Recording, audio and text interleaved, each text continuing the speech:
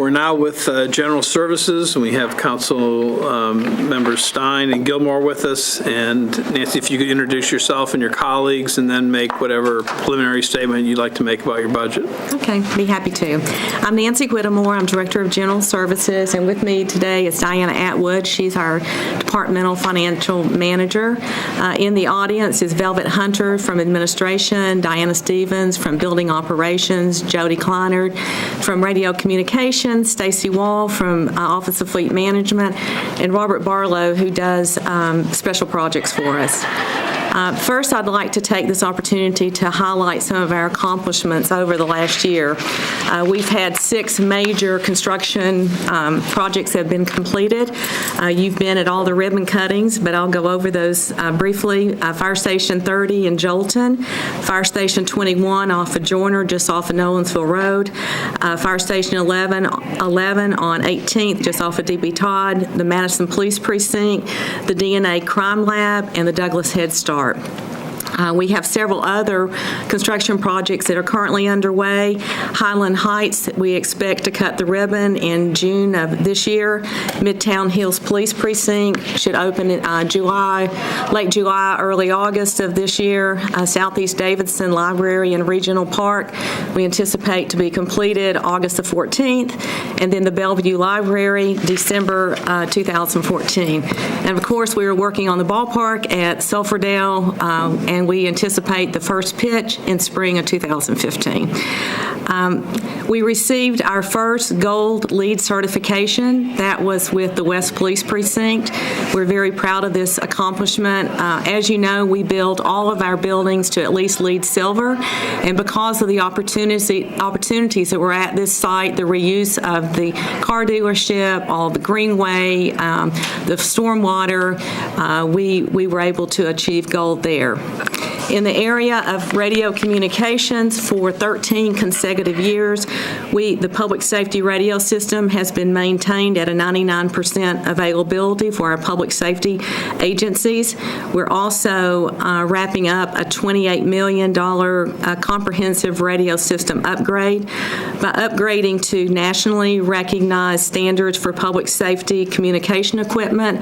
Our users can effectively talk with first responders from other agencies across the nation if we ever have the unfortunate a major disaster. Interoperability is one of the things that we have certainly given high priority to in this greater Nashville area. Currently, we have interoperable communications to the cities of Belmead, Berry Hill, Goodlettsville, Laverne, Mount Juliet, also with Vanderbilt Life Flight and Vanderbilt Police Department, and we are having ongoing discussions to do the same with the state of Tennessee and Williamson County as they build out their radio networks. In the area of fleet, we continue to support the Green Fleet Initiative by having a very diverse fleet with 1,221 flex fuel vehicles, 91 hybrids, 2 electric cars, 26 propane units, and 876 diesel units. Alternative fuel options are always important to us, and especially in reducing our carbon footprint here in Nashville. We purchase ethanol 10 gasoline and biodiesel at all of our bulk fuel sites, and we promote the use of ethanol 85 where it's available in the community.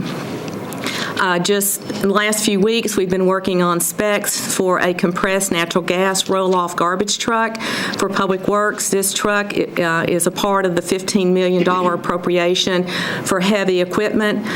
As you know, our replacement program has been a little behind for several years, and we appreciate this capital funding for Phase 1. In this Phase 1, that includes $6.8 million for Public Works, $6.4 million for Fire, $1 million for Metro Action Commission, and a little over $700,000 for the Parks Department.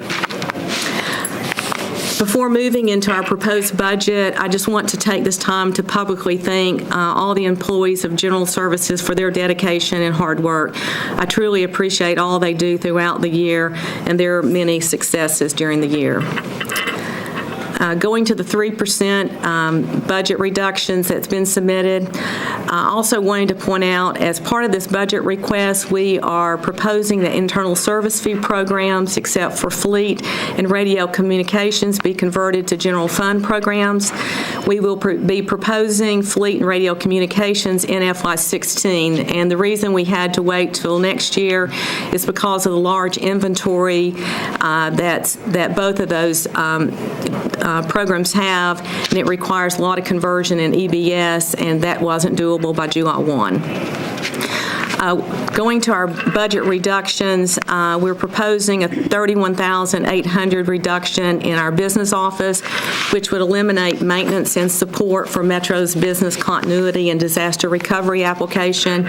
In radio communication, it's $105,900, which would reduce maintenance and parts for emergency radios and equipment.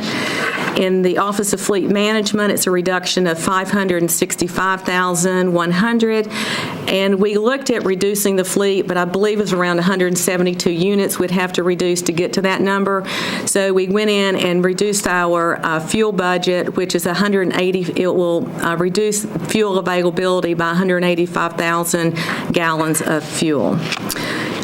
In building operations, $217,500 would result in decrease in janitorial services. This would be accomplished by returning to after-hours cleaning program after hours, and doing window cleaning instead of twice a year, only once a year.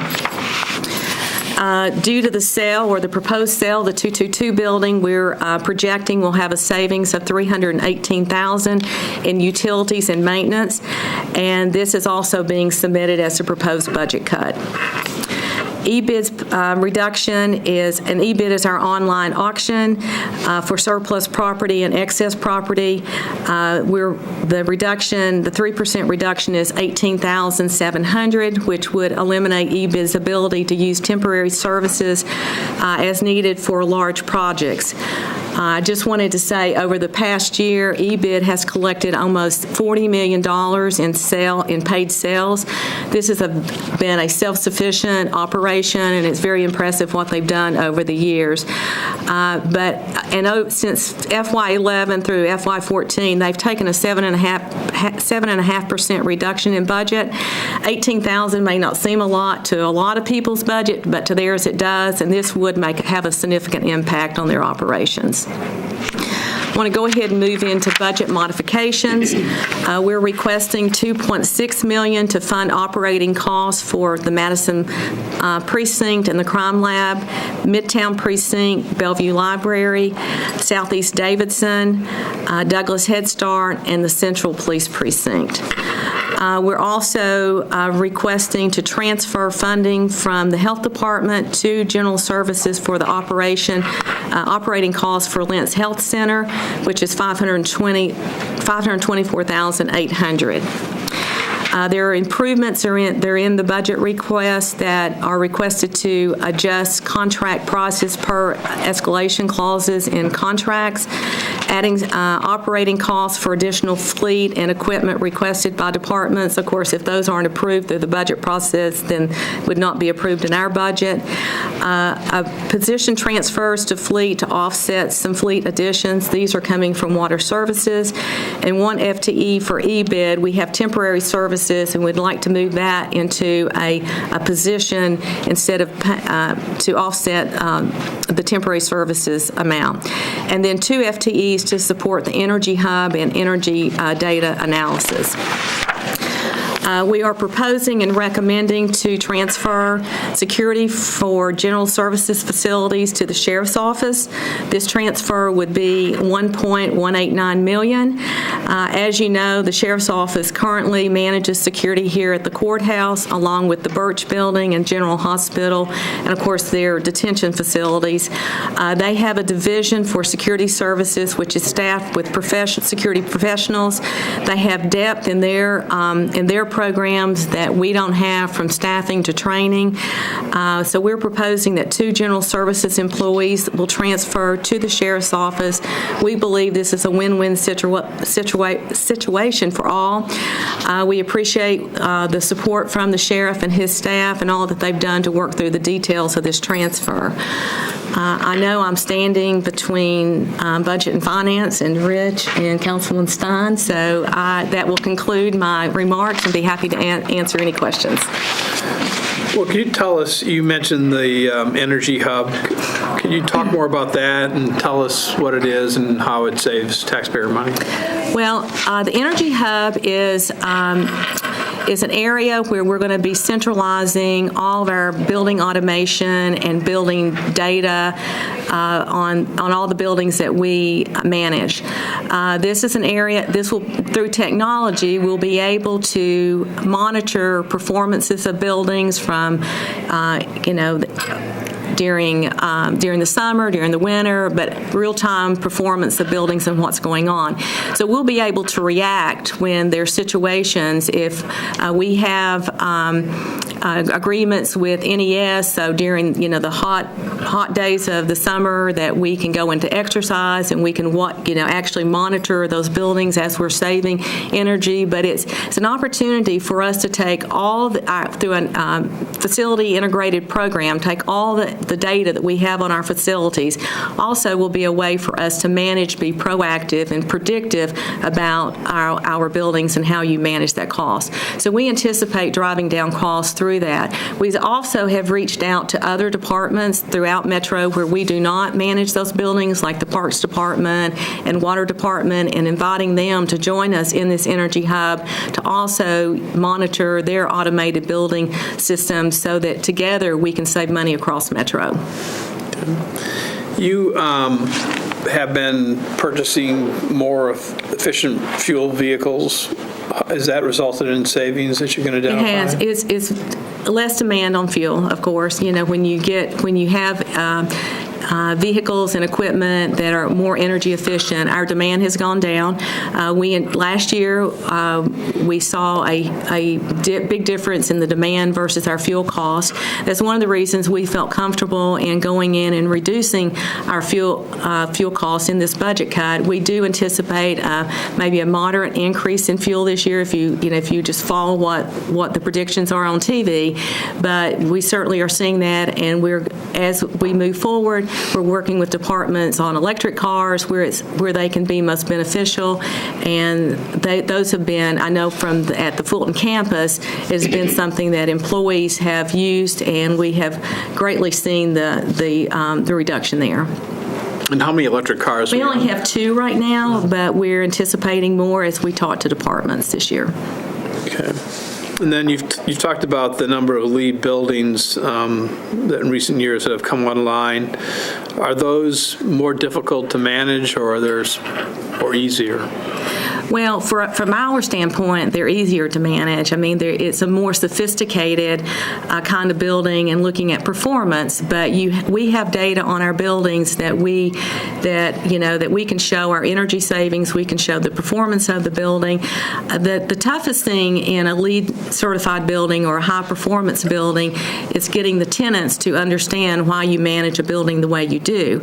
Everybody wants a coffee pot at their desk, or everyone may want a heater at their feet, those kinds of things. So it's working with the tenants of the building for them to understand what we're trying to accomplish in order to maintain that LEED certification. Okay. And then another big item that you've been working on has been the radio communications. And how does that prepare us better for the future and any future disaster? Well, let's go back to 2010, and if our radio system worked exactly the way it was supposed to, we had no interruptions in our communications, so we had a very good radio system at that time. Since then, we have done this major upgrade going to what they call P25 compliance, which makes us it's a standard at the national level so that people can talk to each other across radios. If you go back to 9/11, that was some of the issues there when people were trying, or even at Katrina, they had the difficulties in communication. This would resolve those kinds of things. We have a very robust system. We're one of the most reliable systems in the nation. We are building out a network in greater Nashville that includes other communities, and just having that interoperability, being able to communicate, is something that is, a lot of cities are very envious of where we are today. We're working with the state of Tennessee as they bring their systems across the state so that we can network with them also. But it positions us to be on the forefront of radio communications for our public safety first responders. Okay. Greg, you have anything? Rich? Okay, well, thank you. Thank you all for great work. You've been very busy, and you'll stay busy, it looks like. We will. Appreciate it. Thank you.